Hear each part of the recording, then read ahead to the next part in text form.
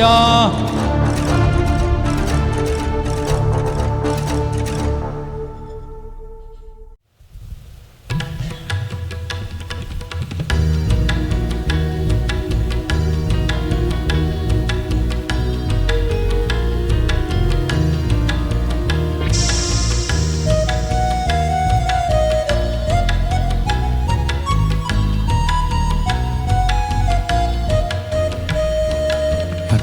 இயேசுவே அரவணைக்கும் கரங்கள் எனக்கு போதும். அன்பில்லா உலகிலே அன்பு ஒன்றே என்னை தேற்றலாகும். அன்புள்ள இயேசுவே அரவணைக்கும் கரங்கள் எனக்கு போதும். அன்பில்லா உலகிலே அன்பு ஒன்றே என்னை தேற்றலாகும்.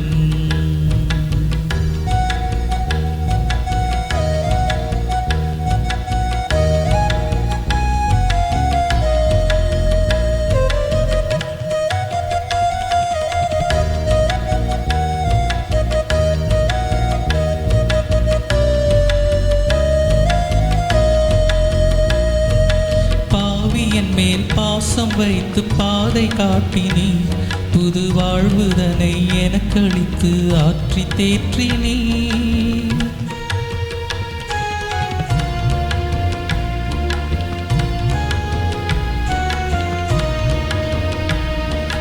பாவியன் மேல் பாசம் வைத்து பாதை காட்டினீர், புது வாழ்வுதனை எனக்களித்து ஆற்றி தேற்றினீ. அன்பு மாறாது, ஒருபோதும் மாறாது. உந்த அன்பு மாறாது, ஒருபோதும் மாறாது.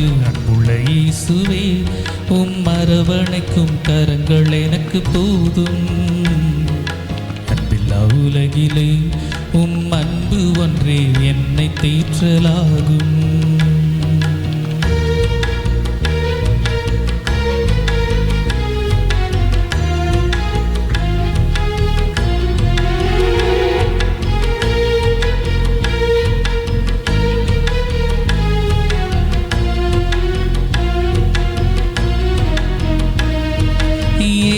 உந்தன் பெயரை சொன்னால் இன்னல் நீங்குது, இனிய முகம் காண மனம் ஏங்கி தவிக்குது.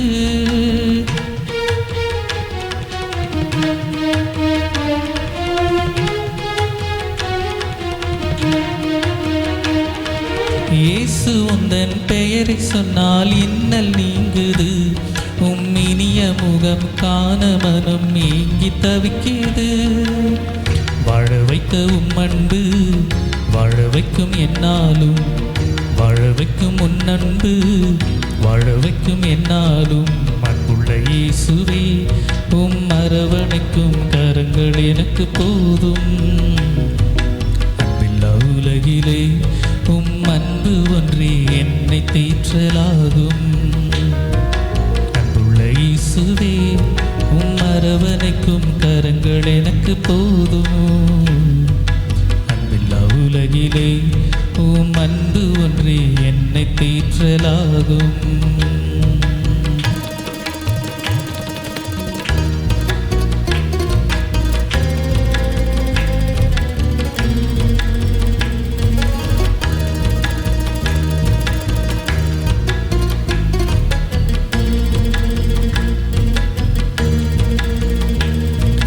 புல்லிருக்கும் இடத்தினிலே என்னை மேற்கின்றீர், நீர் நிறைந்திருக்கும் இடத்தினிலே தாகம் தீர்க்கின்றீர். புல்லிருக்கும் இடத்தினிலே என்னை மேய்க்கின்றீர், நீர் நிறைந்திருக்கும் இடத்தினிலே தாகம் தீர்க்கின்றீர். நல்ல மேய்ப்பன் நீரன்றோ, ஆட்டுக்குட்டி நானன்றோ. நல்ல மேய்ப்பன் நீரன்றோ, ஆட்டுக்குட்டி நானன்றோ. அன்புள்ள இயேசுவே அரவணைக்கும் கரங்கள் எனக்கு போதும். அன்பில்லா உலகிலே அன்பு ஒன்றே என்னை தேற்றலாகும். அன்புள்ள இயேசுவே அரவணைக்கும் கரங்கள் எனக்கு போதும். அன்பில்லா உலகிலே உம் அன்பு ஒன்றே என்னை தேற்றலாகும். கர்த்தர் நல்லவர். இந்த நாளிலும் வந்து கலந்து கொண்ட உங்கள் ஒவ்வொருவரையும் ஜீவிக்கிற எல்லா நன்மைகளையும் தாராளமாய் நமக்கு வழங்கக்கூடிய இயேசுவின் நாமத்தினாலே உங்களை ஆசீர்வதித்து வாழ்த்துகிறேன். அல்லேலூயா. அதே போன்று நேரிலே பார்க்க போகிற உங்களையும் கூட உயிர்த்தெழுந்த இயேசுவினால் ஆசீர்வதிக்கிறேன், உங்களை வாழ்த்துகிறேன். தொடர்ந்து கர்த்தர் உங்களை ஆசீர்வதித்து பொறுப்படுத்திக் கொள்வாராக. இந்த நாளிலே நாம் கர்த்தருடைய வார்த்தைக்குள்ளாய் கடந்து போவோம். பாஸ்டர் இம்மானுவேல் டேவிட் அவர்கள் வந்து நம்மோடு கூட கர்த்தருடைய வார்த்தையை பகிர்ந்து கொள்வார்.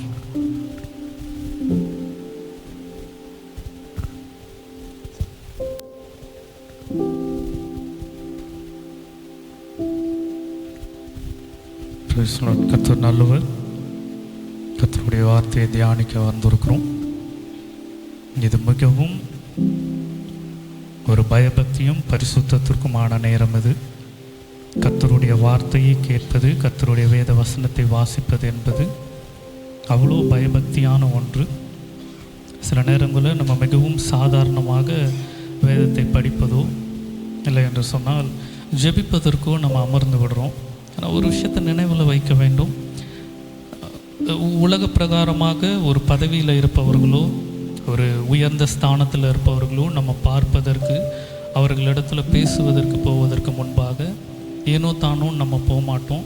நம்ம குளிச்சிருக்கணும், சுத்தமாக இருக்கணும், என்ன பேச போகிறோம் தெளிவாக பேசணும், எதுவும் வார்த்தைகளை விட்டு விடக்கூடாது, சரியாக பேசணும்னு அநேக காரியங்களை சரிபார்த்து கொண்டு போவோம்.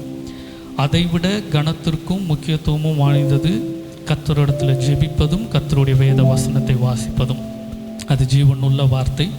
அந்த வார்த்தையை நாம் கனப்படுத்தும் பொழுது, அந்த வார்த்தையை செயல்படுத்தும் பொழுது அது நம்முடைய வாழ்க்கையில் மாற்றங்களை ஏற்படுத்தக்கூடிய ஒன்று. வேதத்தில் இன்றைக்கி ஒரு சில காரியங்களை குறித்து, ஒரு மனிதனை குறித்தும் அந்த மனிதனுக்கு தேவன் என்ன செய்தார், அந்த மனிதனுடைய முன்பான வாழ்க்கை எப்படி இருந்தது, அதற்கு பின்பாக அவன் வாழ்க்கை எப்படி மாறினது என்கிற காரியங்களை குறித்து தியானிக்க போகிறோம். இன்றைக்கி சங்கீதத்தில் இருக்கும்போதும் ஜெபத்தில் இருக்கும்போதும் அநேகம் அந்த வந்த வார்த்தை அவர் காப்பாற்றக்கூடியவர், நடத்தக்கூடியவர் என்று சொல்லி அது சம்மந்தப்பட்டு தான் இன்றைக்கி கர்த்தருடைய வார்த்தையை தியானிக்க போகிறோம். யாக்கோபை குறித்து நம்ம தியானிக்க போகிறோம்.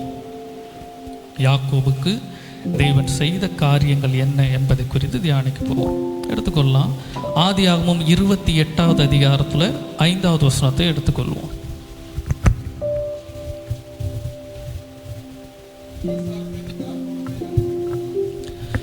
ஈசாக்கு யாக்கோபை அனுப்பிவிட்டான். சரி, இந்த காரியத்தை குறித்து தான் நம்ம பார்க்க போகிறோம். அனுப்பிவிடப்பட்டதான ஒரு மனிதன் தன்னுடைய சொந்த தேசத்திலையும் குடும்பத்தினார் இடத்திலிருந்தும் தான் வாழ்ந்த பிறந்த எல்லா இடத்திலிருந்தும் அனுப்பிவிடப்பட்ட ஒருவன். இந்த காரியத்தை குறித்து நம்ம பார்க்க போகிறோம். சரி, இந்த அனுப்புறதற்கு முன்பாக என்ன நடந்தது என்பதே நமக்கு எல்லாருக்கும் தெரிந்தது தான். நான் சுருக்கமாக சொல்லுறேன். ஈசாக்கை ஏமாற்றி, ஏசாவை ஏமாற்றி ஆசீர்வாதங்களை எல்லாம் யாக்கோபு பெற்றுக்கொள்கிறார். அவனை போலவே அந்த ஆட்டுத்தோலை அணிந்து கொண்டு உணவு சமைத்து அவனை கொடுத்து எல்லா ஆசீர்வாதங்களையும் பெற்றுக்கொள்கிறார். இப்போ இந்த காரியங்கள் ஏசாவுக்கு தெரிய வர ஆரம்பிக்குது. ஏசாவுக்கு தெரிய வந்ததும் ஏசா இருதயத்தில் சொல்லிக் கொள்கிறான், தகப்பனுடைய காலத்திற்கு பின்பு நான் யாக்கோபுவை கொன்று போடுவேன் என்று சொல்லி. இந்த வார்த்தைகள் ரெபேக்காலுக்கு அறிவிக்கப்படுகிறது, அவனுடைய தாயாருக்கு. அப்போ ரெபேக்கால் சொல்கிறான், நீ இங்கே இருக்க வேண்டாம், நீ லாபான் இடத்திற்கு போ. ஒரே நாளில் நான் ஏன் என் 2 பிள்ளைகளை இழந்து போகணும், நீங்கள் ஏன் அடிச்சுக்கிட்டு சாகணும், நீ லாபான் இடத்திற்கு கடந்து போ என்று சொல்லுகிறான். அப்படி போகின்ற அந்த சூழ்நிலைக்கு பின்பாக வருகின்ற காரியம்தான் இது. ஈசாக்கு அவனை அழைத்து, அந்த வசனத்தை திரும்ப வாசிக்கலாம், 5வது வசனத்தை. ஈசாக்கு யாக்கோபை அனுப்பிவிட்டான். சரி, இதற்கு முன்பாக 3 முற்பிதாக்கள் இருக்கிறார்கள். ஆபிரகாம், ஈசாக்கு, ஈசாக்குக்கு பின்பு யாக்கோபு. இந்த 3 பேரையும் பார்க்கும் பொழுது ஆபிரகாமை கர்த்தர் அழைக்கும் பொழுது, அதாவது தேவனை தெரியாமல் இருக்கும் பொழுது அவனை அழைக்கும் பொழுது அவனிடத்துல சில ஆசீர்வாதங்கள் இருந்தது. வேதத்தில் அப்படி தான் வாசிக்கிறான். அவன் வெறும் கையாய் வரல. வேணால் வாசிக்கலாம். ஆதியாகமம் 12வது அதிகாரத்தில் 5வது வசனத்தை வாசிங்க.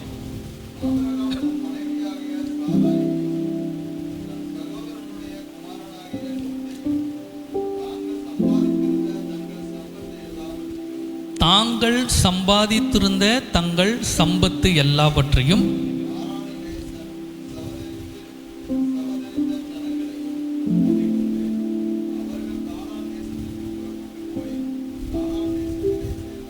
சேர்ந்தார்கள். தேவன் வாக்கு கொடுக்கப்பட்ட கானான் தேசத்திற்கு, அதாவது கர்த்தர் அழைப்பதற்கு முன்பாக ஆபிரகாமினிடத்துல சில ஆசீர்வாதங்கள் அவனுக்கு இருந்தது.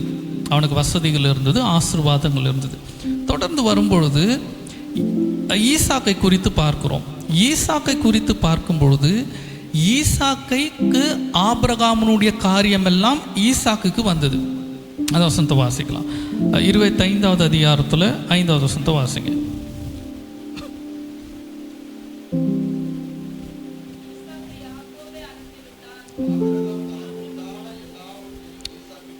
ஆபிரகாம் தனக்கு உண்டான எல்லாவற்றையும் ஈசாக்குக்கு கொடுத்தான். இப்போ ஆரம்பத்தில் பார்க்கிறோம், இந்த 3 முற்பிதாக்கள்ல ஆபிரகாமுக்கு ஏற்கனவே ஆசீர்வாதங்கள் இருந்தது.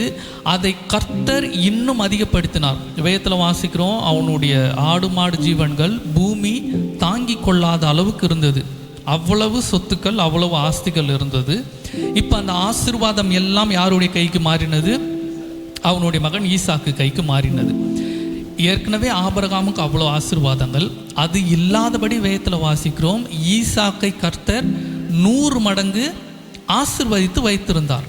அப்போ ஆபிரகாமுக்கு ஏற்கனவே ஆசீர்வாதம் இருந்தது, ஈசாக்குக்கு பிரச்சனை இல்லை. அவங்க அப்பாவுடைய சொத்து, அவங்க அப்பாவுடைய ஆசீர்வாதங்கள் ஈசாக்குக்கு இருந்தது.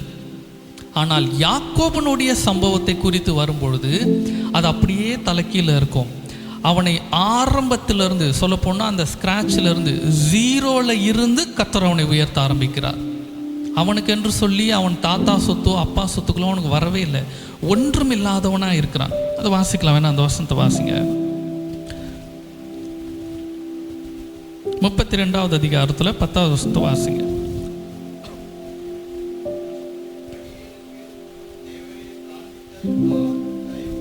எல்லா தயவுக்கும் எல்லா சத்தியத்திற்கும் நான் எவ்வளவேனும் பாத்திரன் அல்ல, நான் கோலும் கையுமாய் இந்த யோர்தானை கடந்து போனேன். இந்த யோர்தானை விட்டு இவன் கடந்து போகும்பொழுது இவன் தகப்பன் இவனை அனுப்பி விடுறான். இவன் அனுப்பிவிடும் பொழுது இந்த யோர்தானை கடக்கும் பொழுது இவன் இடத்துல இருந்தது வெறும் ஒரு கோல் மாத்திரம்தான் இருந்தது. கோலும் கையுமாய் கடந்து போனேன். தொடர்ந்து வாசிங்க. இப்பொழுது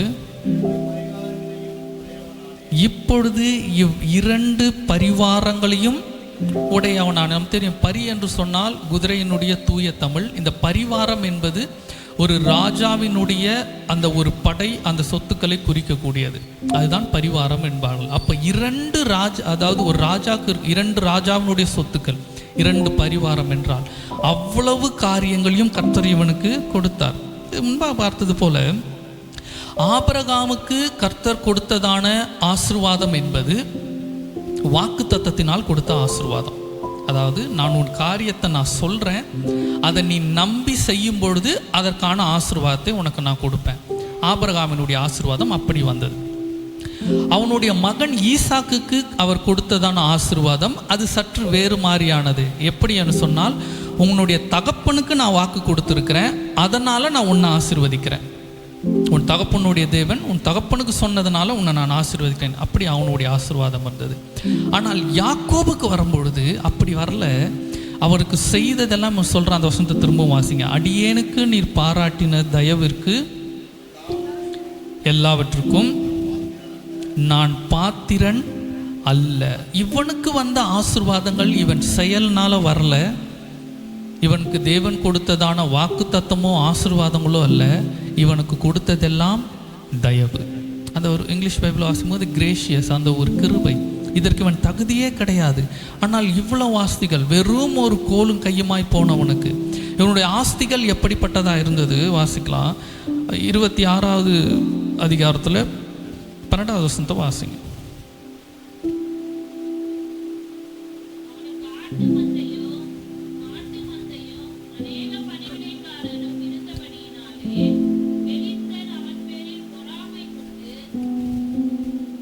தொடர்ந்து வாசிங்க. 10வது வசனத்தை வாசிங்க. 10, 12 வாசிங்க.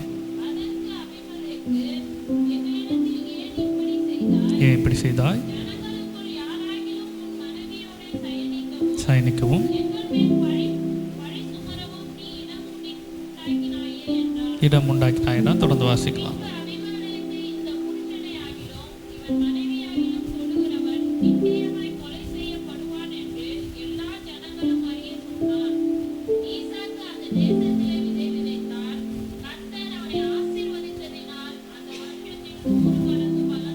போதும். 100 மடங்கு பலன் இவனுக்கு எப்போ கிடைச்சது? ஒரு வருஷத்திலேயே 100 மடங்கு. இவன் அநேக வருடங்கள் இருந்திருக்கிறான். கர்த்தர் எத்தனை முறை ஆசீர்வதித்திருப்பார் என்று தெரியாது, எவ்வளவு சொத்துக்கள் இருக்கும் என்று தெரியாது. அப்போ நினைவில் வைத்துக்கொள்வோம், ஈசாக்கு பயங்கர வசதி படைத்ததான ஒரு மனிதன். சரி, இப்போ நம்ம திரும்ப யாக்கோபினுடைய சம்பவத்துக்கே வருவோம். யாக்கோபை அவன் என்ன செய்தான் என்று வாசிக்கிறோம். அவன் அனுப்பிவிட்டான். எதற்காக அனுப்பிவிடுறான்? 1வது வசனமும் 2வது வசனமும் வாசிக்கலாம். 28வது அதிகாரத்தில்.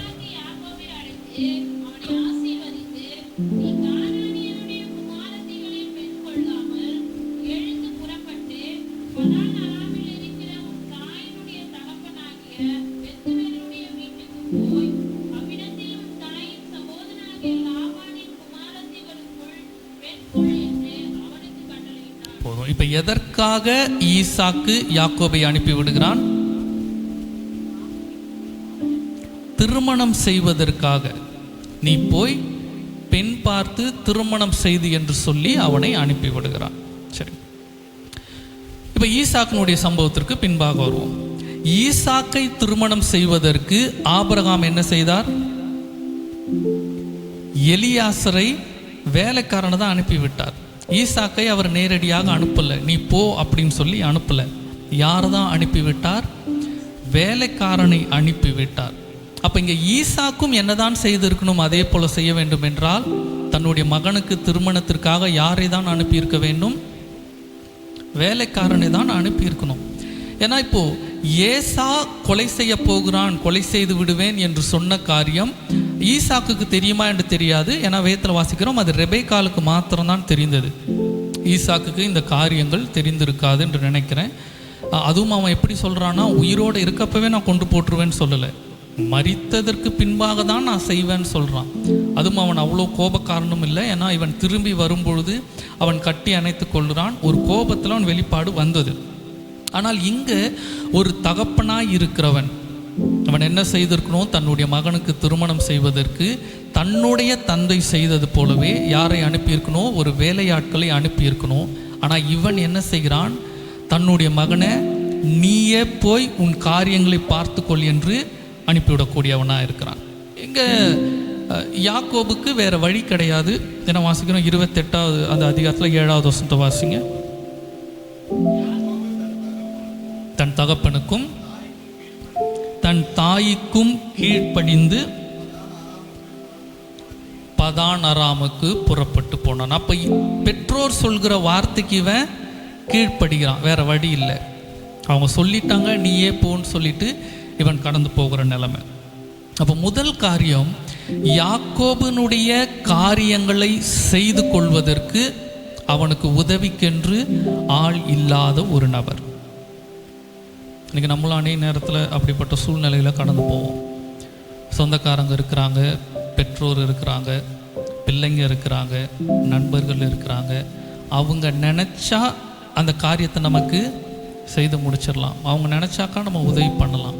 அவங்க நினச்சா, அவங்களுக்கு இது ஒரு பெரிய விஷயமே இல்லை, அவங்க நினச்சா செய்யலாம். ஆனால் என்ன செய்ய மாட்டேங்கிறாங்க. என்னுடைய காரியத்தை யாரே பார்த்துக்க வேண்டியதாக இருக்குது, நானே பார்த்துக்க வேண்டியதாக இருக்குது. அது ஒரு கஷ்டமான சூழ்நிலை தான். இங்கே இப்படி தான் அவனுக்கு இருந்தது. அவனுக்கென்று நான் சொன்னது போல் இவன் அவ்வளோ ஆபிரகாமின் இடத்துல அவ்வளோ வேலைக்காரங்க இருந்தாங்க. அது எல்லாம் ஈசாக்குக்கு வருது. ஈசாக்குன்னு இடத்துல அவ்வளோ வசதி இருக்குது. இவன் நினச்சிருந்தானா ஒரு வேலைக்காரனை விட்டு பின் பார்ப்பதற்கு கொண்டு வர சொல்லியிருக்கலாம். ஆனால் அவன் சொல்லலை, நீயே போய் என்ன செய்துக்கோ, திருமணத்தை பண்ணிக்கோ, உன் காரியத்தை நீயே பார்த்துக்கோ. இதுதான் சொல்கிறான் அனுப்பி விடப்படுகிற மனிதன். இன்றைக்கி குடும்பத்திலேருந்து, வேலை ஸ்தலத்திலேருந்து, ஊழியங்களிலிருந்து, அநேக காரியத்தில் உதவிக்கு ஆள் இல்லாமல் யாக்கோபை போல் அனுப்பிவிடப்படுகிறவர்கள் அநேகர் இருக்கிறாங்க. அது இவன் எந்த இடத்திற்கு அனுப்பி விடுகிறான் என்பதை குறித்து நம்ம பார்ப்போம். அது எந்த இடம்? பதான் அராம். பதான் அராம் என்றால் நுகத்தடி என்று அர்த்தம். அதுதான் பதான் அராம்னுடைய அர்த்தம். ஆதியாகமம் 28வது அதிகாரத்தில் 2வது வசனத்தை வாசிங்க. எழுந்து புறப்பட்டு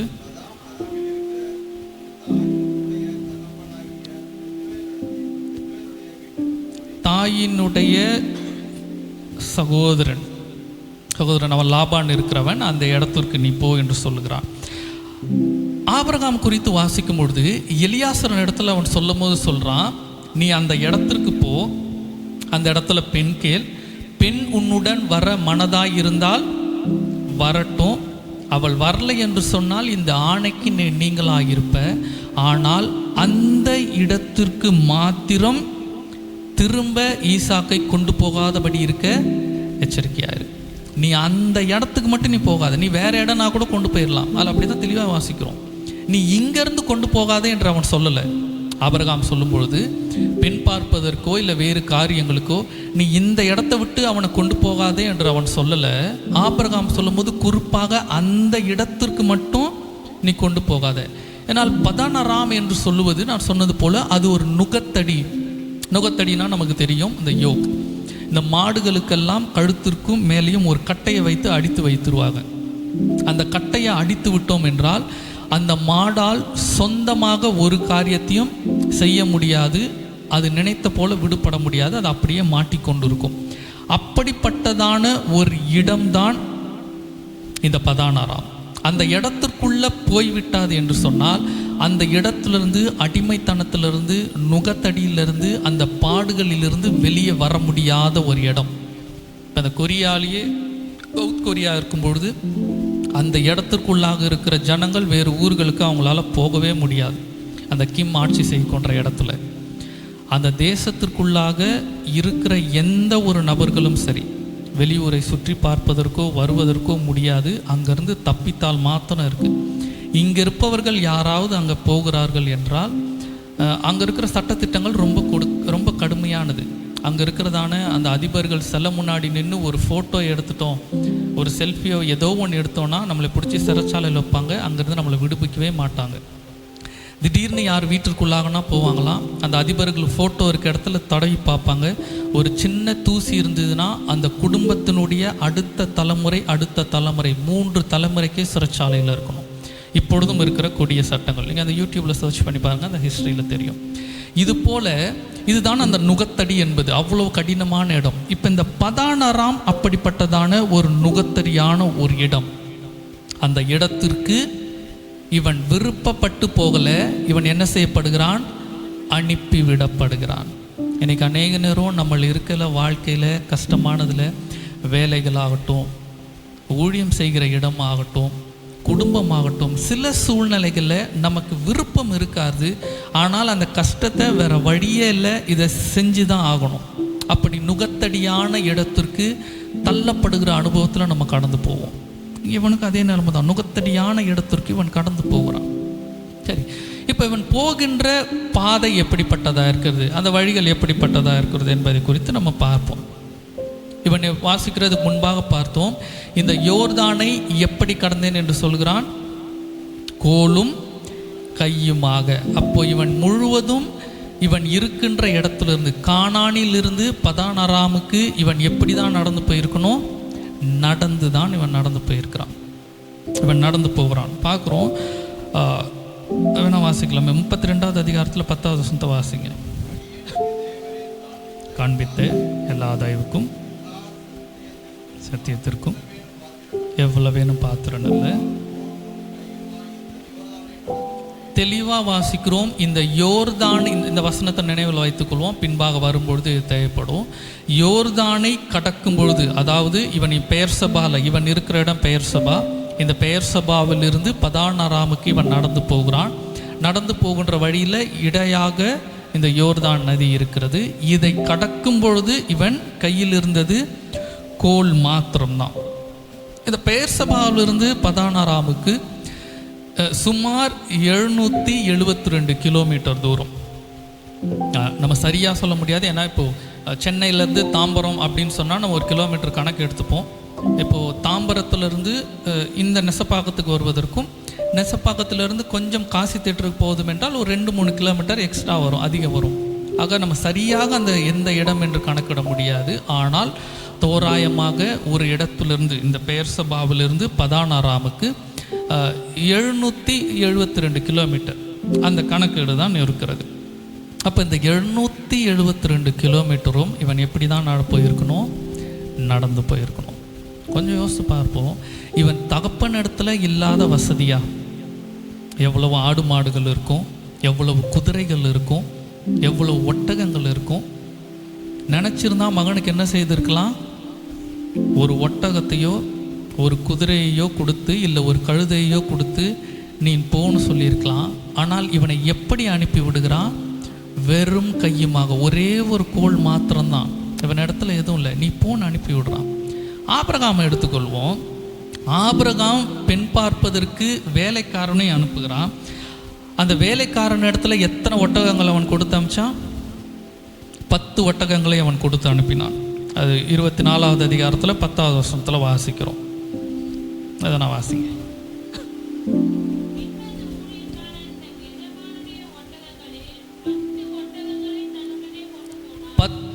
ஒரு வேலைக்காரனை அனுப்பும் பொழுதே வேலைக்காரன் இடத்துல எத்தனை அனுப்பி விடுறான்? 10 ஒட்டகம் என்று சொல்லும் பொழுது இன்னைக்கு இருப்பது போல ரொம்ப மட்டமானது இல்லை. இப்போவும் விலை உயர்ந்தது தான் ஒட்டகம் என்பது. இப்போ நமக்கு சொல்வது போல் சொல்லணும்னா, இப்போ நமக்கு பைக் இருக்குது, பைக்கை விட ஒரு படி மேலே இருப்பது கார். அதே போல் அந்த நாட்களில் பிரயாணங்களுக்கென்று கழுதைகளையும் குதிரைகளையும் பயன்படுத்துவாங்க. அதை விட கொஞ்சம் வசதி வாய்ந்தது ஒட்டகம். கார் போல் கணக்கு வைத்துக்கொள்வோம். அப்போது ஒரு வேலைக்காரனை அனுப்பும் பொழுதே வேலைக்காரன் இடத்துல எத்தனை ஒட்டகங்களை அனுப்பி விடுறான் ஆபிரகாம்? 10 ஒட்டகங்களை. இவன் மிகவும் செல்வந்தனுடைய மகன். இவனை அனுப்பி விடும்போது என்ன கொடுத்து அனுப்புகிறான்? ஒன்றுமே இல்லை. ஒரே ஒரு அந்த கோல் கூட தகப்பன் கொடுத்துருப்பானான்னு தெரியாது. இவன் கையில் இருந்தது, இவன் வைத்திருந்ததை இவன் எடுத்து போய் கொண்டிருக்கலாம். இவன் இடத்துல இருந்ததெல்லாம் கோலும் கொஞ்சம் எண்ணெயும் மாத்திரம் இருந்தது. ஏன் எண்ணெய் இருக்குன்னு சொல்கிறேன்னா, வாசிக்கிறோம், இவன் நடக்கின்ற தூரத்தில் ஒரு இடத்துல இவன் படுத்து பிரயாணம் பண்ணும்போது நித்திரை பண்ணுறான். அப்போ தேவன் இவன் இடத்துல தரிசனமாகிறார். அப்போ தேவன் இந்த ஸ்தலத்தில் இருக்கிறார் என்று சொல்லி அவன் கையில் வைத்திருந்த எண்ணெயை அந்த கல்லின் மேலே அவன் அபிஷேகம் பண்ணுறான். எதற்காக எண்ணெய்களை கொடுப்பார்கள் என்றால், இரவில் பிரயாணம் செய்துவிட்டு ஏதாவது ஒரு இடத்துல தங்கும் பொழுது விளக்குகளையோ தீப்பந்தங்களையோ பற்ற வைப்பதற்கு. இல்லை என்று சொன்னால் ஒரு நாள் முழுவதும் நடந்த பின்பாக காலில் கொஞ்சம் அந்த வெடிப்புகள் புண்கள்லாம் இருக்கும் பொழுது இந்த எண்ணெயை கால்களில் தடவிட்டு அவர்கள் இரவு படுப்பாங்க. திருநாள் மறுநாள் காலையில் அவர்கள் எழுந்து நடக்க ஆரம்பிப்பாங்க. இதற்கு எண்ணெயை வைத்திருப்பாங்க. இப்போ வைத்திருந்த எண்ணெயையும் ஒரு நாள் பிரயாணத்தில் இவன் லூஸ் பெத்தேல் இந்த இடத்துல அபிஷேகம் பண்ணிட்டான். இப்போ அந்த எண்ணெயும் இவன் இடத்துல இல்லை. அதான் தெளிவாய் வாசிக்கிறோம். யோர்தானை கடக்கும் பொழுது இவன் இடத்துல கோல் மாத்திரம்தான் இருந்தது, வேற ஒன்றுமே இல்லை.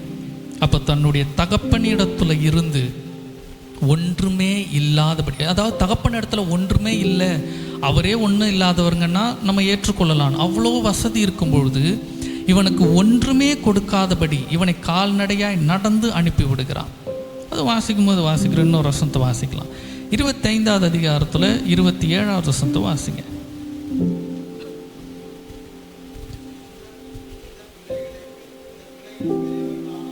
காணப்பொழுது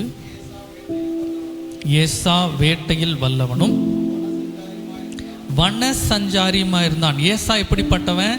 வன சஞ்சாரி. அவன் காடுகளெல்லாம் போகிறவன், அங்கேயே தங்குறவன், படுக்கிறவன், அவனுக்கு எல்லாம் பழகுனது எல்லாம் தெரியும். தொடர்ந்து வாசிங்க. யாக்கோபு குணசாலியும் கூடாரவாசியுமாய் இருந்தான். கூடாரவாசி என்றால் வீட்டிற்குள்ளாகவே இருக்கிறவன், அவன் வெளியே போகிறவனே கிடையாது. என்ன இருந்தாலும், தனியாக இருந்தாலும், எப்படி இருந்தாலும் எங்கே இருப்பான்? அவன் கூடாரத்திற்குள்ளேயே இருப்பான். இவன் தான். இப்போ யோசிச்சு பார்ப்போம், பிறந்ததுல இருந்து வளர்ந்தது வரை கூடாரத்துக்குள்ளேயே இருந்து வெளியே அனுபவமே கிடையாது, எங்கேயும் போனது கிடையாது, வீட்டுக்குள்ளேயே இருக்கிறவனை திடீர் என்று சொல்லி ஒரு 700 கிலோமீட்டர்கள் தாண்டி தகப்பன் என்ன செய்கிறான்? துணைக்கு ஆள் இல்லாதபடி தனியாக இவனை அனுப்பி விடுறான். இவன்கிட்ட வேலைக்காரங்களா இல்லை, ஒரு 10 வேலைக்காரங்கள இல்லை, ஒரு 2 இல்லை, யாராவது ஒருத்தரை இவன் கூட துணைக்கு நீங்கள் போங்க, சும்மா தானே இருக்கிறீங்க, அவன் கூட துணைக்கு போயிட்டு வாங்கன்னு அவன் நினச்சா என்ன செய்திருக்கலாம்? அனுப்பியிருக்கலாம். அவன் அனுப்பலை. இப்போ யாக்கோபினுடைய மன நிலைமை எப்படி இருக்கும்? சரீரத்தில் ஒரு வித கஷ்டம் இருக்கும், பாடுகள் இருக்கும். ஏன்னா பனி இருக்குது, குளிர் இருக்குது. இவன் கூடாரத்துக்குள்ளேயே இருந்தவன் வனாந்தரத்துக்கு போகிறான், துணைக்கு யாருமே இல்லை. எப்படிப்பட்ட ஒரு பயமான சூழ்நிலை இருக்கும்? இவ்வளவு மனதில் எவ்வளோ வேதனை இருக்குச்சா? நம்ம அப்பாவுக்கு எவ்வளோ வசதி இருக்குது, எவ்வளோ காரியம் இருக்குது, நமக்கு ஒரு மிருகத்தை கொடுத்துருக்கலாமே, பிரயாணத்திற்கு துணைக்கு ஆள் அமைச்சிருக்கலாமே, இதெல்லாம் அவன் போட்டு யோசித்து கொண்டே இருப்பான். நம்ம இப்படி இருக்கணும்னு தலையெழுத்தா என்ன? எவ்வளோ வசதி இருக்குது, ஒன்றுமே இல்லாமல் ஒரு கோலை பிடிச்சிக்கிட்டு போகிறமேன்னு இவ்வளோ வேதனையில் கடந்து போகிறான். அப்படி போகும்பொழுது அவன் ஏறெடுக்கிற ஒரு ஜெபம் தான் நம்ம வாசிக்கிறோம். 28வது அதிகாரத்தில் 20வது வசனத்தை வாசிக்கலாம்.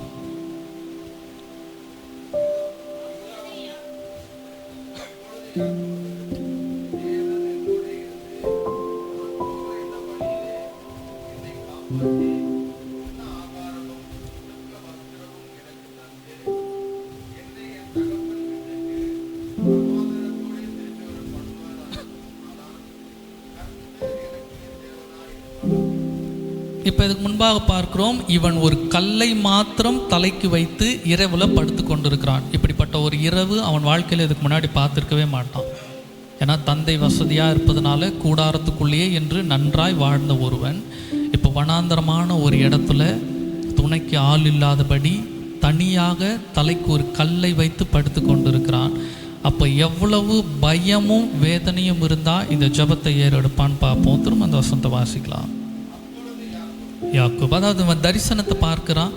பின்பு அப்பொழுது யாக்கோபு, தேவன் என்னோடே இருந்து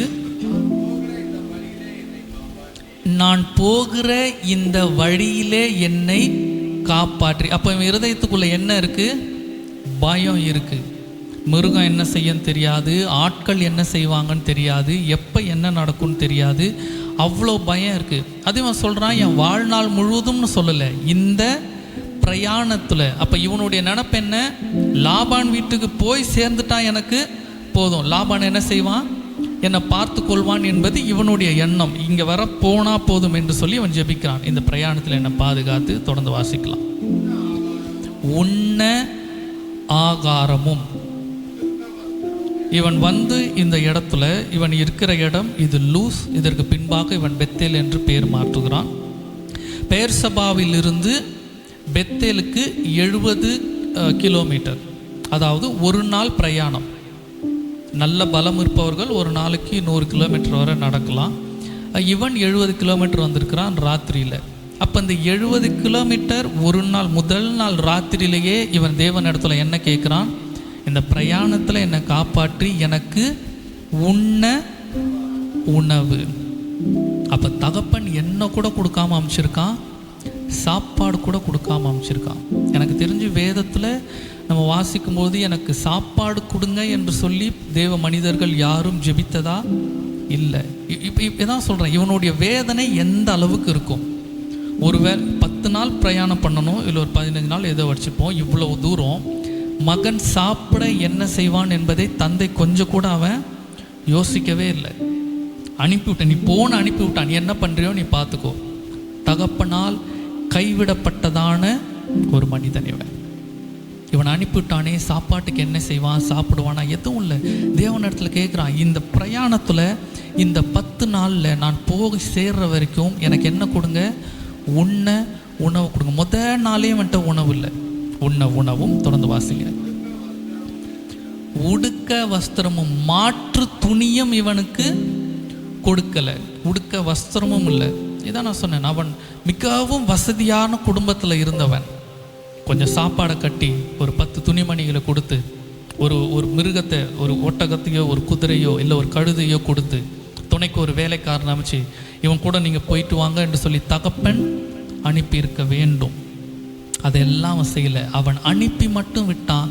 இவன் காரியத்தில் இவ்வளோ வேதனைகளை தேவனிடத்தை சொல்கிறான். வஸ்திரமும் தொடர்ந்து வாசிங்க.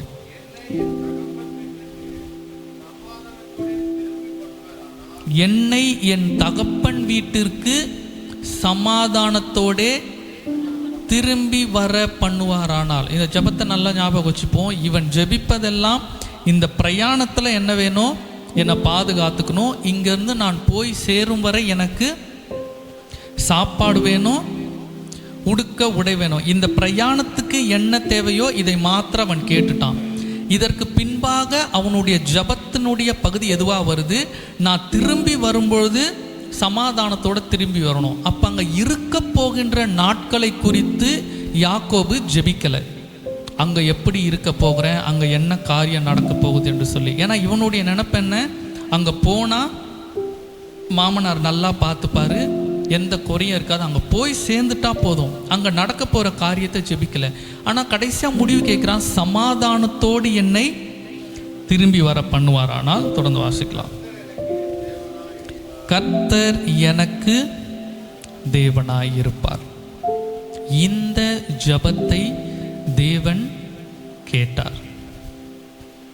இவ்வளோ இது நான் சொல்லப்போனால் அவன் படிக்கும் போது ஒரு சாதாரண காரியமாக இருக்கலாம்.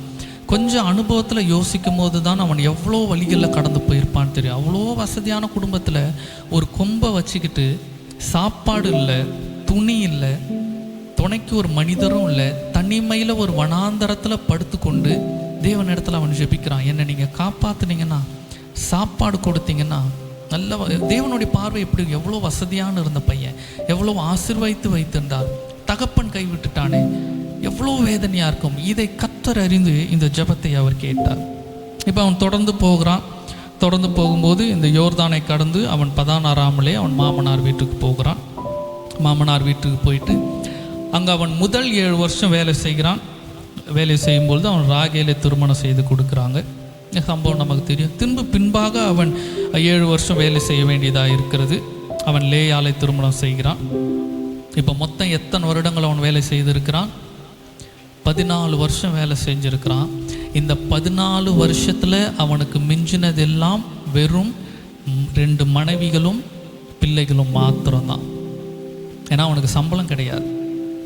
சம்பளம் இல்லாதபடி 14 வருடங்கள் ஆடுகளை மேய்த்து, அதுவும் ரொம்ப கடினப்பட்டான், எவ்வளோ கஷ்டப்பட்டுட்டு இருந்தான். இது முடித்ததற்கு பின்பு அவன் போகிறான் மாமனார் இடத்துல.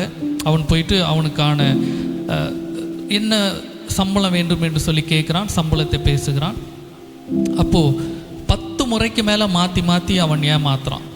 முதல்ல புள்ளி போட்ட ஆடு, புள்ளியாக இருக்கிற ஆடுகள் வந்தால் அது உனக்கு சொந்தன்றான். இவன் புள்ளி போட்ட ஆடுகளெல்லாம் எடுத்த போது நான் இப்படி சொல்லலை, வரியாக ஆடுகள் இருக்கணுன்றான். திரும்ப வரியாக இருக்கும்போது இப்படி இல்லை, பழுப்பு நிறமாக இருக்கணும். இப்படி மாற்றி ஏமாற்றி 10 முறைக்கு மேலாக அவன் சம்பளத்தை மாற்றிக்கொண்டே இருக்கிறான்.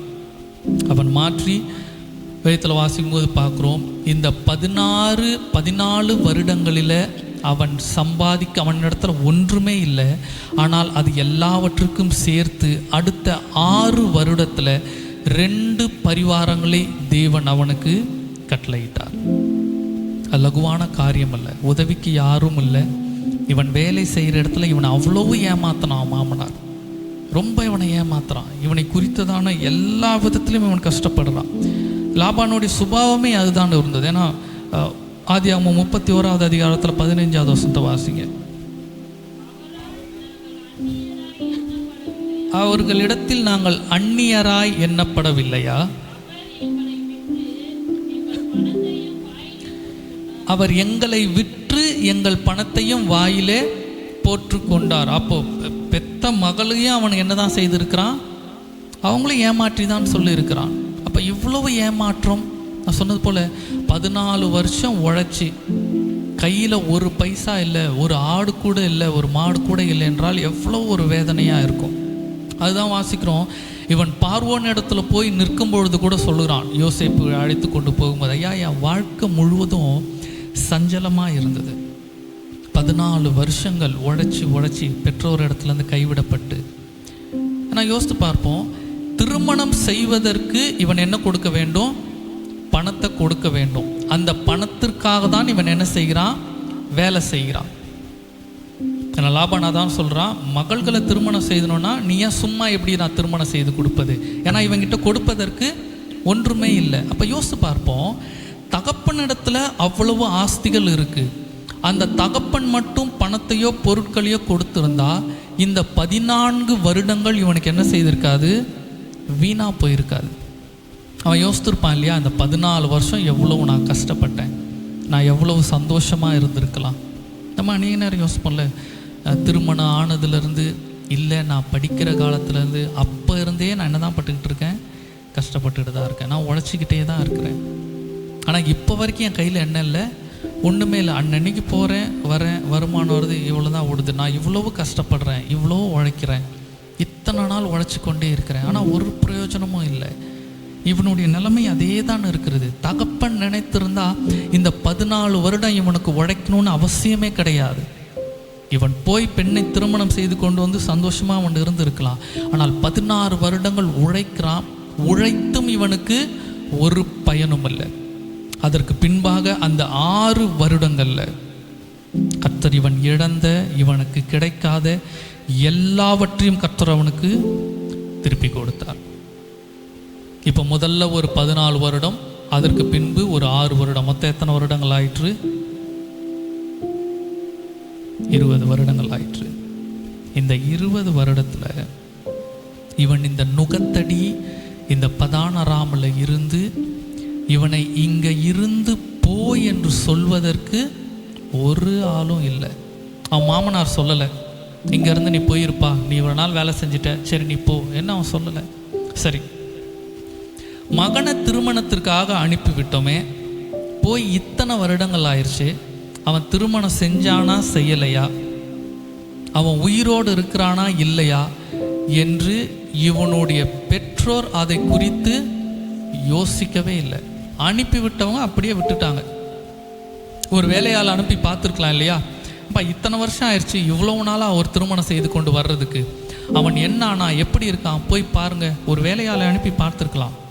தகப்பன் அதை பார்க்கல, சகோதரன் அதை பார்க்கல, உறவினர்கள் பார்க்கல.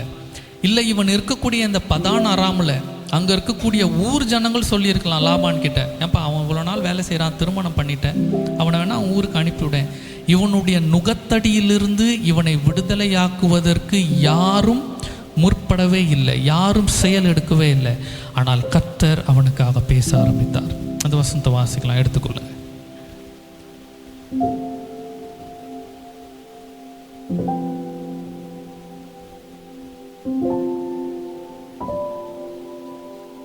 எரேமியா புஸ்தகத்தை நான் வாசிங்களேன். எரேமியா 2வது அதிகாரத்தில் 4வது வசனத்தை வாசிங்க.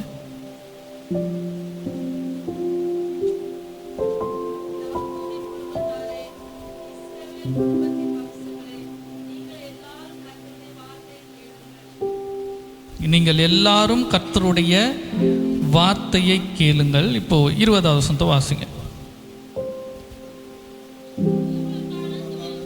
பூர்வ காலம் துவக்கி நான் இது யாருக்கு சொல்றாரு? இஸ்ரவேல் குடும்பத்தாருக்கு நீங்க கேளுங்க என்று சொல்லி, பூர்வ காலம் துவக்கி, இஸ்ரவேல் என்றால் யாக்கோபு, உன் தகப்பன் காலத்திலிருந்து, வாசிங்க, பூர்வ காலம் துவக்கி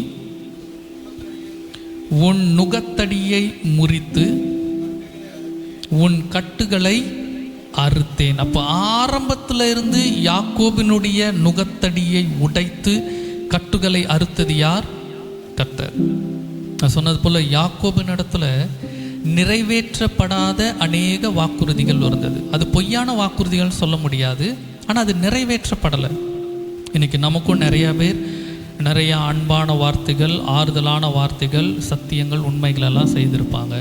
ஆனால் ஒரு காலம் வரும்பொழுது அந்த டைமில் அப்படி நான் சொன்னேன், அப்போ சூழ்நிலை வேறு மாதிரி இருந்தது, இப்போ நிறைய நிலைமை வேறு மாதிரி இருக்குன்னு அநேகர் நம்ம கைவிடலாம், சொன்ன வாக்குறுதிகளை நிறைவேற்றாமல் போகலாம். ஆனால் கர்த்தர் ஒரு நாளும் ஒரு மனிதனையும் அப்படி கைவிடுகிறவரே தான் வாசிக்கிறோம். அவனுடைய மொத்த வாழ்க்கையும் கர்த்தர் அவனை தேற்றி அவனை நடத்தினார். ஆதியாகமம் 49:26 வாசிங்க.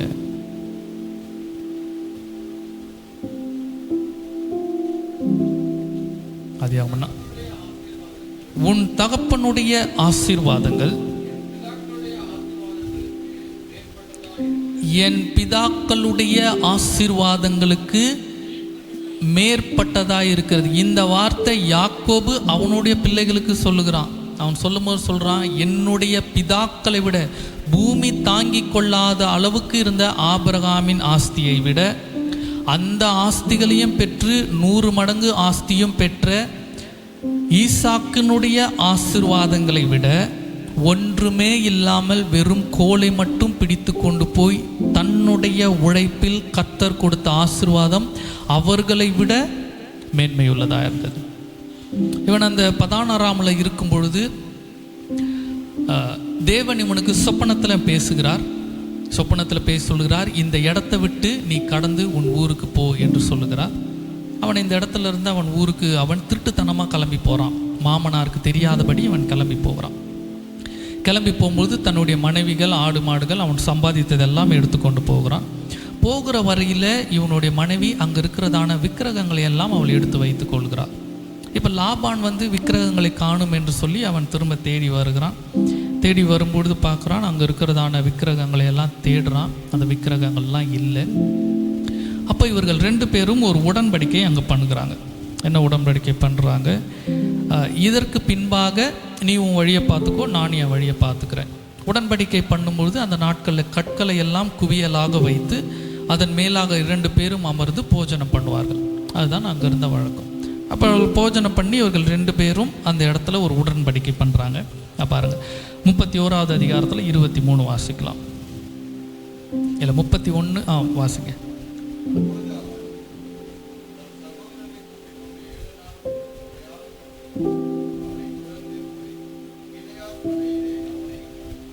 பிள்ளையாத் மலையிலே அவனை கண்டுவிட்டான். கீழையாத் மலையிலே. சரி, இந்த மலையின் பெயரை ஞாபகம் வைத்துக் கொள்ளுங்க, கீழையாத். இப்போ மேலே 31வது அதிகாரத்தில் 47வது வசனத்தை வாசிங்க.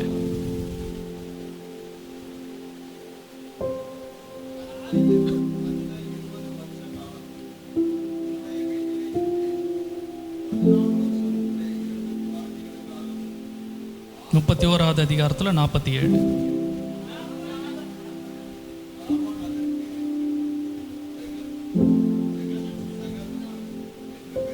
அது இன்னொரு மாதிரி சத்தமாக வாசிங்க. லாபான் அதற்கு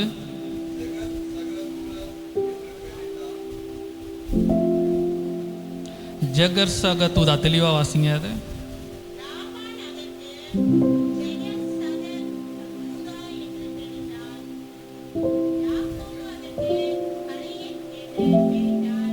ரெண்டு பேரும் உடன்படிக்கை பண்ணுகிறாங்க.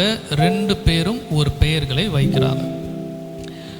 ஜகர்சக தூதா என்பது சீரிய மொழியினுடைய ஒரு மொழி. அது ஏனென்றால் லாபான் ஒரு சீரியனாக இருந்தான். ஆக அவன் மொழியில் அவன் வைக்கிறான் ஜகர்சக தூதா. ஜகர்சக தூதா என்றால் பயத்தின் சாட்சி என்று அர்த்தம். பயத்தோடு இவன் சாட்சி கொடுக்கக்கூடியவனாக இருக்கிறான். இனி நீ உன் வழியை பார்த்துக்கோ, நான் என் வழியை பார்த்துக்கிறேன் என்று சொல்லி இவன் பயத்தோடு சாட்சி கொடுக்கிறான். ஏன் பயத்தோடு இவன் சாட்சி கொடுக்கிறான்? 31வது அதிகாரத்தில் 23வது வசனத்தையும் 24வது வசனத்தையும் வாசிங்க.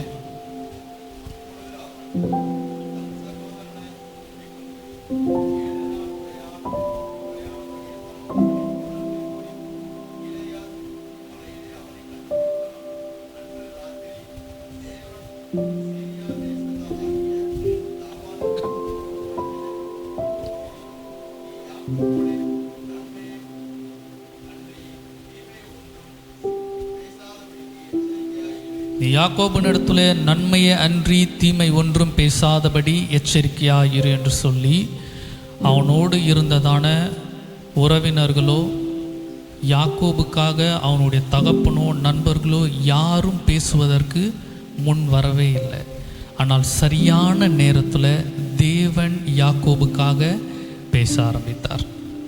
நம்ம யோசிப்போம், எனக்காக பேசுகிறதுக்கு யாரும் இல்லை, என்னை இவ்வளோ ஏமாத்துறாங்க, என்னை இவ்வளோ கஷ்டப்படுத்துகிறாங்க, எனக்கு உதவி செய்கிறதுக்கு யாரும் இல்லை, நான் தனிமையில் இருக்கிறேன், வேதனைப்படுறேன், எனக்காக பேசுகிறதுக்கு கூட நிற்கிறதுக்கு யாரும் இல்லை.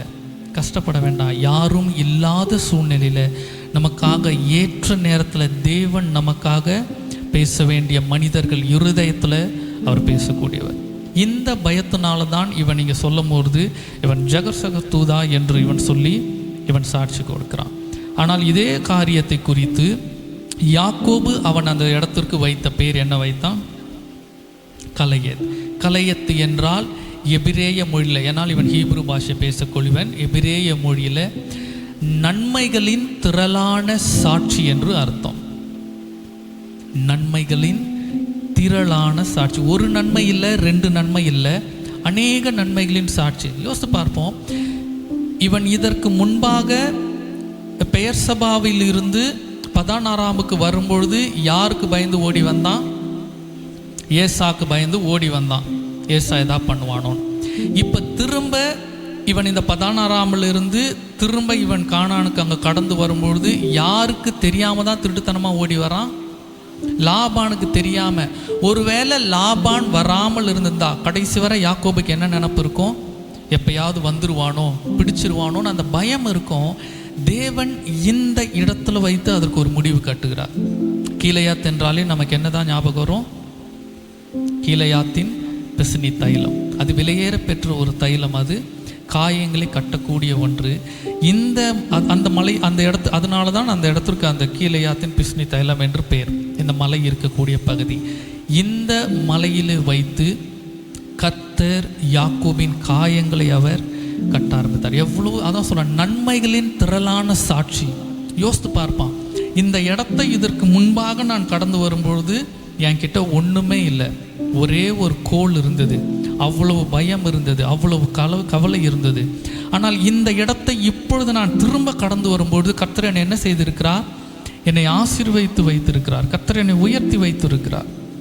தொடர்ந்து வாசிக்கலாம். 35வது அதிகாரத்தில் 5வது வசனத்தை வாசிங்க.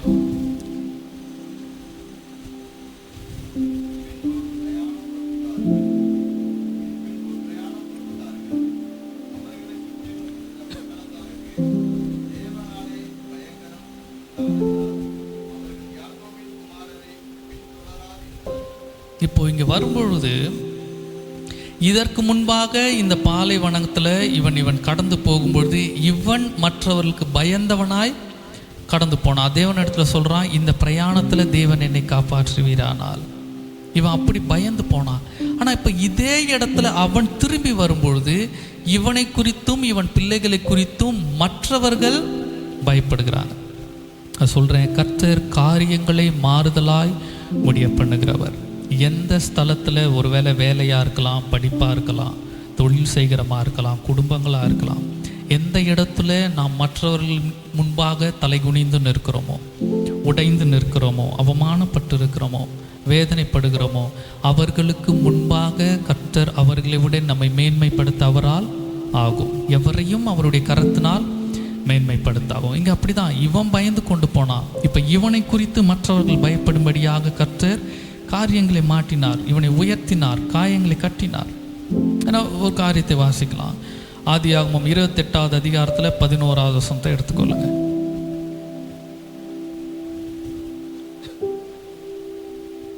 வேதத்தை வாசிக்காத வேற ஒருத்தர் வாசிங்க.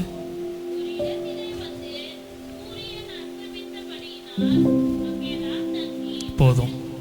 இப்போ இவன் இங்க இருந்து பதானாராமுக்கு போகும்பொழுது என்ன காரியம் என்பதை தேவன் எழுதி வருகிறார். இவன் இங்கிருந்து போகும்பொழுது அங்கே என்ன ஆகுது? சூரியன் அஸ்தமித்தது. இவன் பதானாராமுக்கு போகும்பொழுது சூரியன், வேதத்தில் இந்த இடத்துல குறிப்பாய் பார்க்குறோம், சூரியன் அஸ்தமித்தது, ஒரு இருள் வர ஆரம்பித்தது. தொடர்ந்து வாசிக்கலாம். 32வது அதிகாரத்தில் 31வது வசனத்தை வாசிங்க.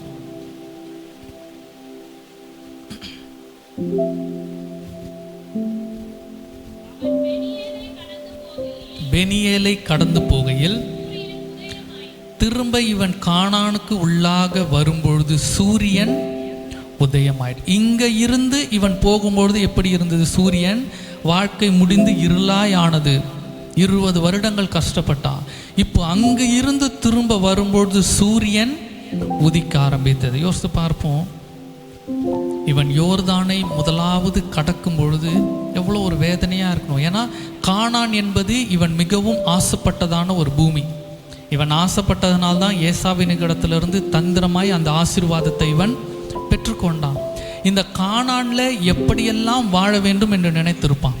தந்தைக்கு இவ்வளோ ஆஸ்தி இருக்குது, தந்தைக்கு இவ்வளோ சொத்து இருக்குது, சேஷ்ட புத்திர பாகத்தையும் என்ன செய்யாச்சு, நம்ம வாங்கியாச்சு. நீ சொத்துலாம் யாருக்கு தான் சொந்தம்? இவனுக்கு தான் சொந்தம். இவ்வளவு சந்தோஷமாக வாழப்போகிறோன்னு கனவுகளோடு இருந்தவன் இப்போ ஒரு கோலை பிடித்து கொண்டு, ஒருவேளை சாப்பாடு இல்லை, வாழ்க்கையே முடிஞ்சு போயிடுச்சுன்னு சொல்லி 20 வருடங்கள் வெறும் வேலை வேலை வேலைன்னு அதில் 14 வருடங்கள் ஒன்றுமே இல்லாமல் உழைத்தான். அந்த வேதனையெல்லாம் கர்த்தர் பார்த்தவர். திரும்பி வரும்பொழுது இவன் என்ன வாழ்க்கை வாழ வேண்டும் என்று கனவு செய்து வைத்திருந்தானோ அதை விட அதிகமானதை கர்த்தர் இவனுக்கு கட்டளையிட்டார். நான் சொல்கிறேன், சில நேரங்களில் நம்முடைய வயதின் காரணமாக, பணத்தின் காரணமாக, காலங்களின் காரணமாக சில ஆசைகளை, சில திட்டங்களை நம்ம விட்டுருவோம். சொல்லுவோம், அப்படி சில காரியம்லாம் செய்யணும்னு நினச்சேன், ஒரு காரியங்கள்லாம் திட்டம் வச்சுருந்தேன், இனி அது அவ்வளோதான், இது நடக்காது, முடிஞ்சிருச்சுன்னு யோசிப்போம், விசுவாசிப்போம். திட்டம் நம்முடையதல்ல. கர்த்தர் தரிசனத்தை கொடுத்தார் என்றால் அதை நிறைவேற்றுவதில் அவர் வல்லவராயிருக்கிறார். அது மாறுகிறதே அல்ல. இவனுக்கு கொடுத்த வாக்கு தத்தத்தை மாறல. இல்லை, திரும்ப வரும்போது நாம் வாசிக்கிறோம், இவன் ஏசாவை பார்க்கும் பொழுது இவன் வெகுமதிகளை கொடுக்குறான், கிஃப்ட் கொடுக்குறான். அதில் கொடுக்கும்பொழுது இவன் ஆடுகள் மாடுகள் கொடுக்கும்பொழுது அதற்கு ஜோடி ஜோடியாக கொடுக்குறான். அது வேணால் வாசிங்கன்னா வீட்டுக்கு போய் வாசித்து பாருங்கள். 31வது அதிகாரத்தில் 13லேருந்து 15 கீழே தொடர்ச்சியாக வரும்பொழுது இருக்கும் அநேக காரியங்கள், அநேக வெகுமதிகளை கொடுக்குறான். நம்ம ஒரு திருமணத்திற்கோ இல்லை வெகுமதிக்கோ போனால் நம்ம என்ன செய்வோம்? மிஞ்சி போனால் 1000 2000, வசதி சொந்தங்களை பொறுத்த வரைக்கும் ஒரு 50,000, அதிகபட்சம்னா ஒரு 1 லட்சம் செய்வோம், அவ்வளோதான் பண்ணுவோம். ஆனால் இங்கே பார்க்குறோம், இவன் வெகுமதிகளையே அவ்வளவு கொடுக்குறான் என்றால் அப்போ இவனிடத்துல எவ்வளவு ஆஸ்திகள் இருந்திருக்கும். இப்போ நம்ம ஒருத்தவங்களுக்கு வெகுமதி கொடுக்குறோன்னா நமக்கு போக மிச்சம் தான் நம்ம கொடுப்போம் முடிந்த அளவுக்கு. இவன் வெகுமதிகளையே அவ்வளவு கொடுக்குறான்னா அப்போ எவ்வளவு கர்த்தர் இவனை ஆசீர்வதித்து வைத்திருப்பார். ஒன்றுமே இல்லாதவனை கர்த்தர் உயர்த்தினார். வாசிக்கலாம் கடைசி 6 வசனத்தை. 28வது அதிகாரத்தில் 15வது வசனத்தை வாசிங்க. நான் உன்னோடே இருந்து நீ போகிற இடத்தில் எல்லாம் உன்னை காத்து இந்த தேசத்திற்கு உன்னை திரும்பி வர பண்ணுவேன். நான் உனக்கு சொன்னதை செய்யும் அளவும் உன்னை கைவிடுவதில்லை என்றார்.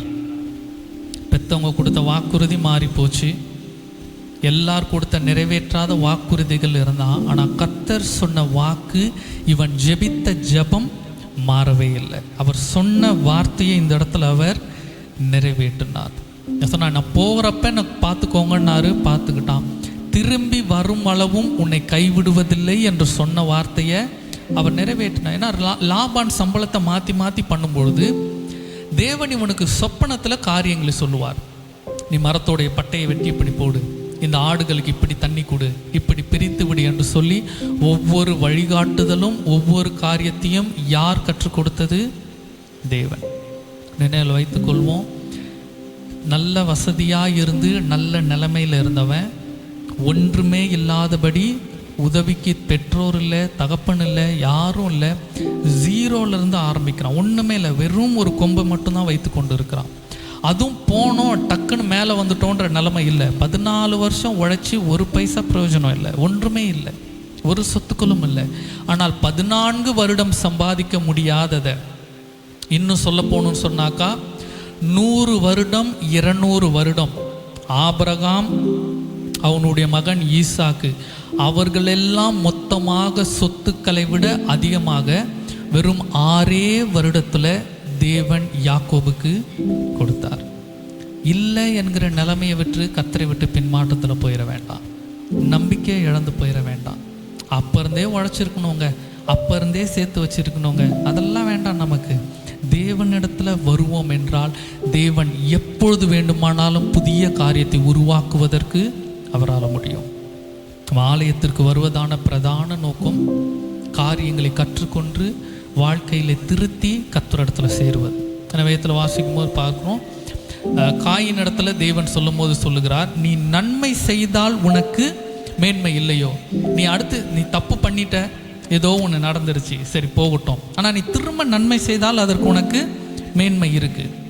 அப்போ இந்த நாளில் யாக்கோபை போல ஒன்றுமில்லாத பூஜ்யத்தில் இருக்கலாம். 14 வருடங்கள் உழைத்தும் ஒன்றுமே இல்லாத போல அநேக வருடம் உழைச்சி ஒன்றுமே இல்லை, வெறுமையாக இருக்குது.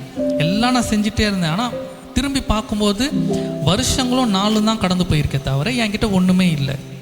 தளர்ந்து போயிட வேண்டாம். அடுத்த 6 வருடத்தில் கர்த்தர் அவனுக்கு அவ்வளவு திரளான ஆஸ்திகள், தகப்பனுடைய ஆஸ்திகளை விட மேன்மையாய் கொடுக்க முடியும் என்றால், நமக்கு அநேக வருடங்கள் ஜீவனை கொடுத்திருக்கிற கர்த்தரால் நமக்கு 6 நாட்களிலோ எப்பொழுது வேணாலும் அவரால் செய்ய முடியும் நன்மைகளை அதிசயங்களையும். ஏன்னால் கர்த்தர் சமுத்திரத்தை பார்த்து மச்சங்கள் வரட்டும் என்று சொன்னால் லட்சக்கணக்கில் கோடி கணக்கில் மீன்கள் காரியங்கள் எல்லாம் ஒரு நாளில் வரும் என்றால், கர்த்தர் நம்மை பார்த்து ஆசீர்வாதமான வார்த்தைகளை சொல்லுவாராண்டால் நமக்கு வருவது நிச்சயம். இப்போ வயத்தில் பார்த்தது போல அந்த இரவில், ஒரு இரவில் இவன் தேவனுக்கு பொருத்தனை செய்கிறவனாக இருந்தான். நீர் என்னை சுகமாக திரும்பி வர பண்ணுங்க, நீங்கள் என் தேவனாக இருப்பீங்க. அப்போ இந்த நாள் இரவில் இன்றைக்கு தேவன் இடத்துல நம்ம பொருத்தனை பண்ணுவோம், கர்த்தர் இடத்துல நம்முடைய காயங்களை கொடுப்போம். ஏன்னா வேதத்தில் வாசிக்கிறோம், தீர்க்கதரிசன புஸ்தகத்தில் வாசிக்கும்போது அவர் அடிமனதின் காயங்களை ஆற்றக்கூடியவர். கர்த்தரால் மாற்ற முடியாத காயங்களோ கர்த்தரால் மாற்ற முடியாத சூழ்நிலைகளோ இல்லவே இல்லை. எவ்வளவு காயங்கள் இருந்தாலும், அவமானங்கள் இருந்தாலும், வேதனைகள் இருந்தாலும் கர்த்தர் மாற்றக்கூடியவர். இவன் துரத்தி விடப்பட்டான், ஒதுக்கி விடப்பட்டான், எந்த ஒரு உதவிக்கும் ஆள் இல்லை. மாமனார் ஏமாற்றான், இவனுக்காக பரிந்து பேசுவதற்கு கேள்வி கேட்பதற்கு யாருமே கிடையாது, ஒருத்தர் வரல. இவன் தகப்பன் அவ்வளோ ஆஸ்தி வேலைக்காரன்கள், எல்லா வேதனையில் இருந்தான். யாரும் இல்லாவிட்டாலும் இவன் ஒரு நாள் இரவில் ஒரு ஜெபம் செய்தானே. அந்த நான் சொல்றது போல் இன்றைக்கி ஜெபனாக்கா வளவன்னு ரொம்ப இழுத்து பேசுறது அது அல்ல, கருத்தாய் ஜெபிப்பது. என்ன தேவை இது மட்டும் செய்யுங்க, அவ்வளோதான். இவன் தேவன் இடத்துல வளவலன்னு அங்கே போகிறேன் இப்படி அதெல்லாம் கேட்கல. நான் போகும்போதும் என்னை சமாதானத்தோடு திரும்பி அந்த ஒரு வார்த்தையில் அடங்கும். இதுதான் கருத்துள்ள ஜெபம் என்பது. இவன் சமாதானத்தோடு திரும்பி வரணும்னு ஜெபித்தா கர்த்தர் வெறும் சமாதானம் அல்ல, இவனுக்கு சம்பத்தையும் இவனுக்கு சந்தோஷத்தையும் கொடுத்து இவனை திரும்பி வர செய்தார். இந்த ஜபத்தை கேட்ட அவர் எத்தனை வருடம் அந்த ஜபத்தை அவர் நிறைவேற்றி நினைவில் வைத்திருந்தார்? 20 வருடங்கள். அப்போ கர்த்தரிடத்துல இந்த வேலையில் இரவில் நம்ம ஜெபிப்போம், பொருத்தனை செய்வோம். கர்த்தர் யாக்கோபை ஒன்றுமில்லாதிலிருந்து உயர்த்தி மேன்மைப்படுத்தி ஆசீர்வதித்தது போல கர்த்தர் நம்மை உயர்த்த வல்லவர். யாக்கோபு ரொம்ப பரிசுத்தவான் இல்லை, அவன் தவறுன மனுஷன்தான், ஏமாத்தனவன் தான், பொய் சொன்னவன் தான். ஆனால் கர்த்தர் அவனை மன்னித்து அவனை ஆசீர்வதித்தார். இப்போ நம்மளும் அநேக நேரத்தில் ஏமாற்றி இருப்போம், தேவனை ஏமாற்றி இருப்போம், மனிதர்களை ஏமாற்றி இருப்போம், தவறு செய்திருப்போம். கர்த்தரிடத்துல ஒப்புரவாகுவோம், ஜெபிப்போம், கர்த்தர் நம்முடைய வாழ்க்கையை மாற்றுறோம். நம்ம எல்லாரும் அப்படியே கண்களை மூடுவோம், எல்லா கர்த்தரை நோக்கி பார்ப்போம், எல்லா கண்களை மூடுவோம். வேதத்தில் ஆபிரகாமை குறித்து பார்க்கும் பொழுது பார்த்தீங்கன்னா 14வது அதிகாரத்தில் இருந்து 25வது அதிகாரம் வரைக்கும் நிறைய ஆபிரகாமை குறித்து தான் இருக்கும். ஆபிரகாமை குறித்து அநேக காரியங்கள் இருக்கும். 12வது அதிகாரத்திலிருந்து 25வது அதிகாரம் வரை. ஈசாக்கை குறித்து பார்க்கும் பொழுது 27வது அதிகாரத்திலிருந்து மன்னிக்கணும், ஈசாக்கு வெறும் 26வது அதிகாரம் 27 இதில் மாத்திரம்தான் இருக்கும். வெறும் 2 அதிகாரம் தான். அதுலேயும் ஒரு அதிகாரத்தில் அந்த பலி செலுத்துவதை குறித்து தான் இருக்கும். யாக்கோபை குறித்து பார்க்கும் பொழுது அதற்கு பின்பாக 40 அதிகாரங்கள், 27க்கு மேலே இருந்து 40 வரைக்கும் யாக்கோபை குறித்து தான். ஈசாக்கு கர்த்தர் ஆசீர்வதிக்க வேண்டும் என்று நினைத்ததான ஒரு மனிதனை அவன் ஆசீர்வதிக்க விரும்பவே இல்லை. கர்த்தருடைய திட்டம் யாக்கோபை ஆசீர்வதிப்பது, ஈசாக்கு அதை விரும்பவே இல்லை. அதனால தான் ஈசாக்கை குறித்து வேதத்தில் பெருசாக ஒன்றுமே கிடையாது. 3 பிதாக்களில் ஒருவன் என்றாலும் அவனை குறித்து ஒன்றுமே இல்லை. ஆனால் அநேக இடங்களில் ஆபிரகாமின் தேவன் யாக்கோபின் தேவன் என்று வாசிக்கிறோம். யாக்கோபின் தேவன் என்றால் ஒன்றுமில்லாமையில் இருந்து அழைத்து உயர்வாக உயர்த்தினவர் அவர். நம்முடைய வாழ்க்கையிலும் யாக்கோபு தேவனை நாம் ஆராதித்து கொண்டிருக்கிறோம். அதே போல நம்முடைய காயங்களை கர்த்தர் கட்டட்டும். நமக்காக மனிதர்களிடத்துல, மனிதர்களுடைய இருதயத்தில் தேவன் பரிந்து பேசக்கூடியவர். பகைக்கிறவர்கள் நம்மிடத்துல நன்மையாக வருவாங்க, நம்மை வெறுத்தவர்கள் நம்மிடத்துல பாசமாய் வருவாங்க. யாக்கோபுக்கு அப்படிதான். ஏசா வெறுத்தான், இவனை கொலை பண்ணுவேன்னா, ஆனால் இவனிடத்துல பாசமாய் திரும்பி வரும்படி செய்தார். இதற்கு இவன் எதுவுமே செய்யலை, கர்த்தர் கிரியை செய்தார். இவன் வெகுமதிகளை அனுப்புகிறான், ஆனால் அதற்கு முன்பாகவே அவன் மனதை கர்த்தர் மாற்றி வைத்திருந்தார். இவனுக்கு விரோதமாய் ஒருவன் வருகிறான் என்ற பொழுது கர்த்தர் அந்த மனிதனிடத்தில் போய் இவன்டனை தீமையை பேசக்கூடாது என்று அவன்கிட்ட சொப்பனத்தில் பேசினார். எவ்வளவு வேதனைப்பட்டிருப்பான், எவ்வளவு கஷ்டப்பட்டிருப்பான், எவ்வளவு அழுதுருப்பான். எனக்கு இப்படி வேலை செய்யணுமா? அதுவும் வாசிக்கிறோம், அவன் கூடாரத்திலேயே இருந்த ஒருத்தன், வீட்டுக்குள்ளேயே இருந்த ஒருத்தன் இப்போ 14 வருஷம் அப்புறம் ஒரு 6 வருஷம் எவ்வளவு வெயிலையும் மழையிலையும் காடுகளில் மேடுகளில் நடந்து அவ்வளவு கடின உழைப்பு, அவ்வளவு கஷ்டப்படுகிறான்.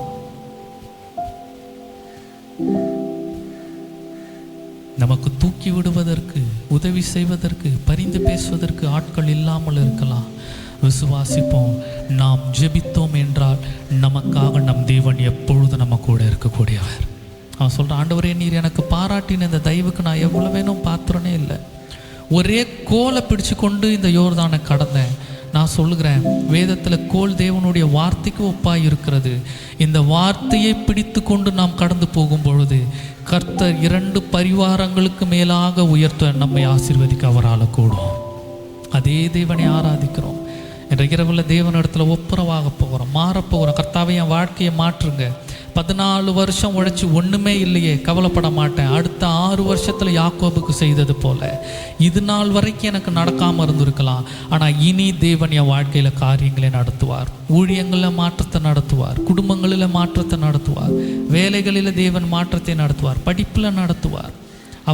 நம்மளை சிலர் ஒதுக்கலாம், அவமானப்படுத்தலாம், மதிக்காமல் இருக்கலாம், நேசித்தவங்க கைவிடலாம், வேதனைப்படலாம். இந்த காயங்கள் எல்லாவற்றையும் கர்த்தர் கட்டக்கூடியவர். தலை குனிந்த இடத்துல தலை நிமிர செய்யக்கூடியவர் அவர். நம்மையும் சாட்சிகளின் திரள் என்று சொல்லக்கூடிய தக்கதாக ஒரு நாள் வரும், கர்த்தர் நம்மை உயர்த்துவார். மறந்துவிட வேண்டாம். கர்த்தர் இடத்துல விசுவாசத்தை அதிகப்படுத்துவோம், பரிசுத்தத்தை அதிகப்படுத்துவோம், கர்த்தரை பிடித்து கொள்வோம். யாக்கோபுக்கு அநேக காரியங்களை செய்திருக்கிறார், அதில் சிலவற்றை தான் பார்த்தோம். கர்த்தர் நிச்சயமாகவே நம்முடைய வாழ்க்கையிலும் அப்படி செய்வார் என்று விசுவாசத்தோடு நம்ம கர்த்தரை எல்லாம் ஸ்தோத்தரிப்போம். ஸ்தோத்திரம் ஆண்டவரே, நன்றி செலுத்துகிற ஆண்டவரே. ஆமென். இந்த நாள் வார்த்தை இங்கே வந்திருக்கிற நம்ம ஒவ்வொருத்தருக்கும் பிரயோஜனப்படு. கர்த்தர் இந்த வார்த்தையின்படி நமக்கு நடத்து.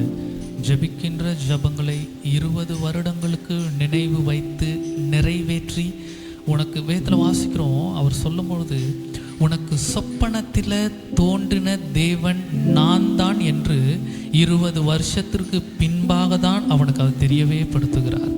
20 வருஷங்கள் அவர் நினைவில் வைத்து செய்தார். இப்போ நம்ம சொல்ல முடியுமா 20 வருஷத்திற்கு முன்னாடி நம்ம என்ன ஜெபித்தோம் என்று? மறந்து போயிருப்போம். ஆனால் தேவன் அதை நினைவில் வைத்து அவர் நிச்சயம் நிறைவேற்றக்கூடியவர். மறந்துவிட வேண்டாம், நினைவில் வைத்துக்குவோம். இன்றைக்கு இரவில் போய் நம்ம ஜெபித்தா அடுத்து 20 வருடங்களுக்கு அவர் நினைவு வைத்திருப்பார். இன்னும் அநேக காரியங்களை செய்வார். கர்த்தர் நம்முடைய வாழ்க்கையிலே அவர் செய்வார் என்று விசுவாசத்தோடு கர்த்தரை நம்ம ஸ்தோத்தரிப்போம். ஸ்தோத்திரம் ஆண்டவரே, நன்றி செலுத்துகிறோம் தாவே. இப்பொழுது இந்த பிரயாணத்திலே கர்த்தருடைய கரம் இருக்க, சபை முடித்து வீடு செல்லக்கூடிய தேவ பிள்ளைகளோடு சுகத்தோடு வீடுக்கு போய் சேர இந்த வேத வார்த்தை இந்த நாள் முழுதும் இருதயத்தில் கிரியை செய்து வாழ்க்கையில் மாறுதல்களை ஏற்படுத்த கர்த்தர் எல்லா வழிவாசல்களையும் திறந்து கொடுக்க தேவனை நம்ம ஸ்தோத்தரிப்போமா?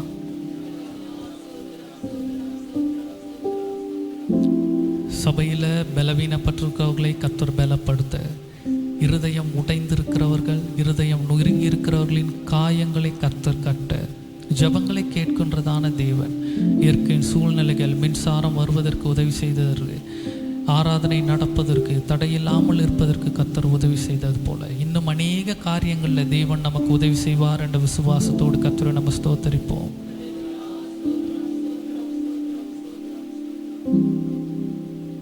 எல்லாரும் சேர்ந்து சொல்வோம். என் ஆத்மாவே கர்த்தரை ஸ்தோத்திரி, என் முழு உலமை பரிசுத்த நாமத்தை ஸ்தோத்திரி. என் ஆத்மாவே கர்த்தரை ஸ்தோத்திரி, கர்த்தர் செய்த சகல உபகாரங்களையும் மறவாதே. நம்முடைய பிதாவாகிய தேவனுடைய அன்பும் பரிசுத்தாவின் ஐக்கியமும் சமாதானமும் சந்தோஷமும் நம் அனைவரோடும் கூட இன்றும் என்றும் சதா காலங்களிலும் இருப்பதாக. ஆமென். அல்லேலூயா, அல்லேலூயா.